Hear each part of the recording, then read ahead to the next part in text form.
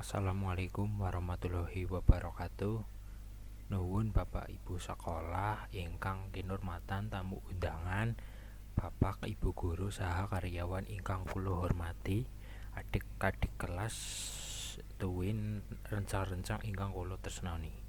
Puji syukur kanjuk wonten ing ngarsanipun Gusti Allah ingkang Maha Asih. Awit ing wekdal menika kita sedaya taksih pinaringan rahmat saengga ing wekdal menika kita saged makempal kanthi pinaringan karaharjan. Kulo minangka wakil saking kelas siswa kelas 9 ngaturaken agungipun panuwun ingkang tanpa upami dumateng Bapak Ibu guru. Awit saking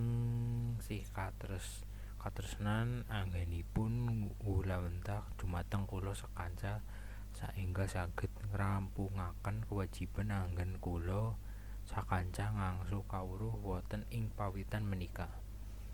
Kula sakanca naming saged memuji mugi-mugi sedaya amal lan kesaenan Bapak Ibu guru pikantuk pinwales saking Gusti Allah ingkang Maha Agung saha tansah pinaringan kasarasan, kawilujengan lan ketentreman saengga saged wulawentah dhateng adik-adik sedaya ngantos dumugi paripurna kanthi biji ingkang maremaken.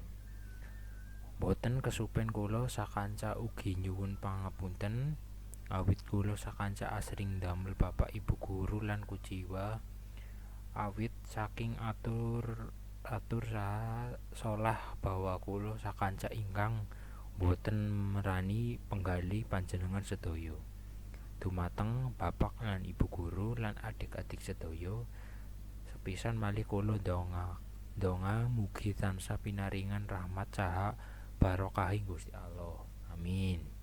Wasana cakep semanten atur kula menawi kata kalpatan atur saha solah bahwa ingkang boten merani penggali.